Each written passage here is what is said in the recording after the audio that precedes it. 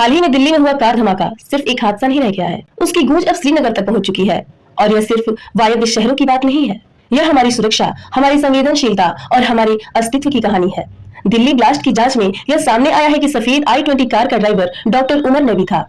DNA reports ने इस बात की पुष्टि की है कि वह उसी गाड़ी में बैठा था जब यह विस्फोट हुआ था। एनआईए की रिपोर्ट्स ने और भी नाम उभारे हैं, जैसे डॉक्टर मुजम्मिल गनाई और इमाम इरफान बेगे इत्यादि, जो आतंकवादी मॉड्यूल से संगठित नेटवर्क से जुड़े हुए हैं। यह कोई आम आतंकवाद नहीं है, यह प्रोफेशनल टेरर मॉड्यूल है जिसमें शिक्षा प्राप्त लोग शामिल हैं, लेकिन उनकी मंशा बेहद हिंसात्मक है। दूसरी ओर श्रीनगर का नागम पुलिस स्टेशन में एक भयावह धमाका हुआ। वहां एफएसएल वैज्ञानिक, पुलिस अधिकारी और अन्य कर्मचारी विस्फोटक सामग्री की जांच कर रहे थे, वही अमोनियम नाइट्रेट जिसे दिल्ली मॉड्यूल में भी उपयोग किया गया था। और अचानक एक भयंकर विस्फोट। यह न सिर्फ सुरक्षा में चूक थी, बल्कि भरोसे की भी कमी को उजागर करता है।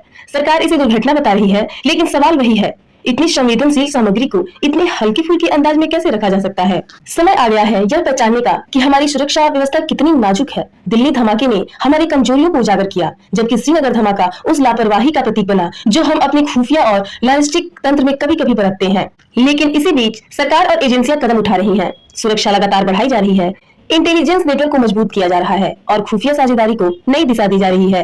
उन हेल्पर्स की पहचान हो रही है जो डॉक्टर मुजम्मिल और इमाम इरफान के जैसे काम कर रहे हैं, और उनके नेटवर्क को तोड़ने की कोशिश तेज हो गई है। दोस्तों, यह साफ हो चुका है कि आज का आतंकवाद सिर्फ हथियारों और विस्फोटकों तक सीमित नहीं है।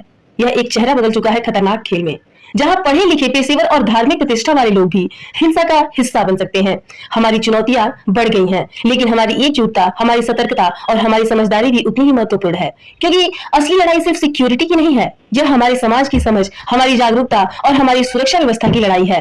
अगर हम चूके तो सिर्फ जिंदगियां ही नहीं, बल्कि विश्वास भी खो सकता है, और इसीलिए हमें मजबूत, समझदार और सचेत रहना होगा।